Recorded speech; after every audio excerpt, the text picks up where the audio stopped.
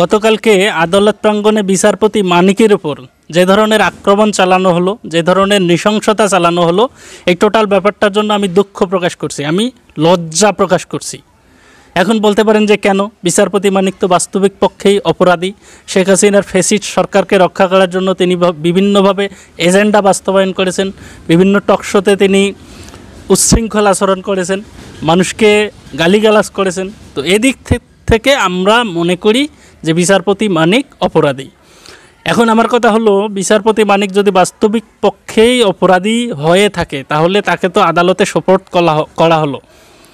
আদালতের মাধ্যমে, আইনের মাধ্যমে আমরা তার বিচার নিশ্চিত করার জন্য সক্রিয় থাকতে পারি, নজর রাখতে পারি। কিন্তু তার পরিবর্তে করা হলো কি, আমরা দেখেছি তাকে যখন গাড়ি থেকে নামানো হলো, নামানো থেকে শুরু করে একদম সিঁড়ি থেকে ওঠানো থেকে শুরু করে টোটাল ব্যাপারটায় তার উপর যেভাবে কিলঘুষি দেওয়া হলো, যেভাবে তাকে আক্রমণ করা হলো, এই ব্যাপারটা আসলে কোনোভাবেই একটা স্বাধীন বাংলাদেশে কাম্য নয়।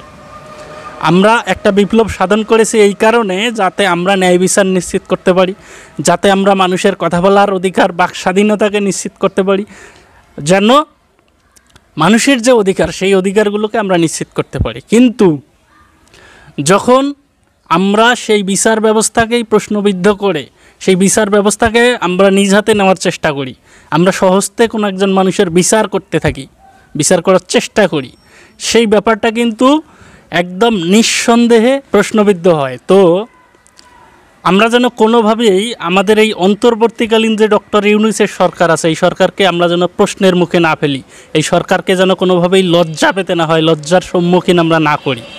দেখুন, আজকে মানুষের যে উত্তেজনা, মানুষের যে ক্রোধ, ক্ষোভ, মানুষের যে রাগ, সেই রাগটা প্রকাশের ধরনটা এরকমটা হওয়া উচিত ছিল না। বরং তার পরিবর্তে আমরা যদি সভ্য মানুষ হয়ে থাকি, আমরা যদি আইনের প্রতি শ্রদ্ধাশীল হয়ে থাকি, আমরা যদি একটা বিচার ব্যবস্থাকে প্রশ্নবিদ্ধ করতে না চাই, তাহলে আমাদের উচিত হবে প্রতিটা ক্ষেত্রে একজন মানুষ, সে যদি ভয়ঙ্করতম অপরাধী হয়ে থাকে, তারপরেও সেই মানুষটা যেন ন্যায় বিচার পায়, তার জন্য ন্যায় বিচার নিশ্চিত করা, এই ব্যাপারটার দিকে আমাদের খেয়াল রাখা উচিত। আমরা ইতিপূর্বেও দেখেছি যে আপনার হলো সালমান এফ রহমানের ক্ষেত্রে, আইনমন্ত্রী আনিসুল হকের ক্ষেত্রে, বিশেষ করে দীপু মনির ক্ষেত্রে একজন নারী আদালত প্রাঙ্গণে কিন্তু তাকেও কিলঘুষি মারানো হয়েছে, তার প্রতিও আক্রমণ করা হয়েছে।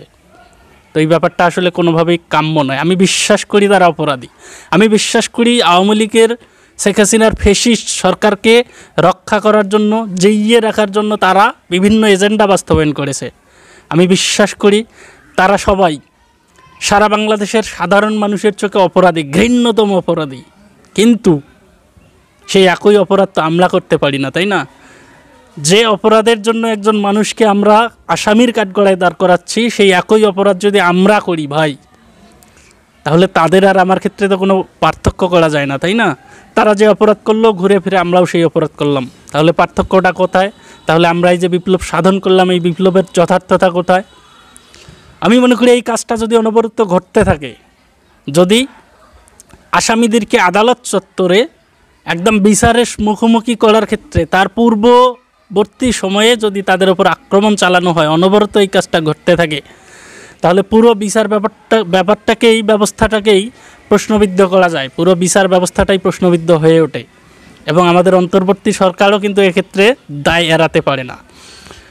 এখন কথা হলো, তাহলে আমরা কি করতে পারি? দেখুন, আমাদের রাগ যত, আমাদের ক্রোধ, ক্ষোভ, ঘৃণা যাই থাক না কেন, সেগুলোকে আমরা প্রকাশ ঘটাবো, কিন্তু ভিন্নভাবে, কোনো ধরনের আক্রমণ করে নয়।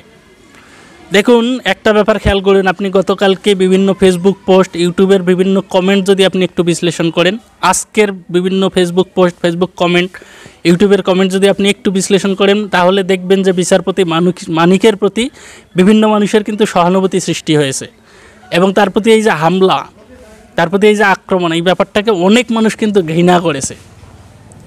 দেখুন, আমরা এমন একটা কার্য সম্পাদিত করলাম যে কার্যের কারণে একজন অপরাধীর প্রতি আমাদের সহমর্মিতা সৃষ্টি হলো, বিভিন্ন মানুষের সহমর্মিতা সৃষ্টি হলো। তো এই ব্যাপারটা কিন্তু বিচার ব্যবস্থাকে প্রভাবান্বিত করবে, আর প্রভাবিত বিচার ব্যবস্থায় আমরা কোনোভাবেই কোনো অপরাধীর প্রতি আমরা কিন্তু ন্যায় বিচার নিশ্চিত করতে পারবো না। তো এই ব্যাপারটা আমি মনে করি যে সবাইকে সাবধান থাকা উচিত। এবং আমি কিন্তু কোনোভাবেই এই ধরনের আক্রমণের পক্ষে নই, যার কারণে ইতিপূর্বে যতগুলো আসামির প্রতি আক্রমণ চালানো হয়েছে, সেটা হোক জঘন্যতম অপরাধী, সেটা হোক ঘৃণ্যতম অপরাধী, তাকে আদালত চত্বরে যেভাবে আক্রমণ করা হয়েছে সেই আক্রমণগুলোর তীব্র প্রতিবাদ জানাই এবং ঘৃণার প্রকাশ ঘটাচ্ছি।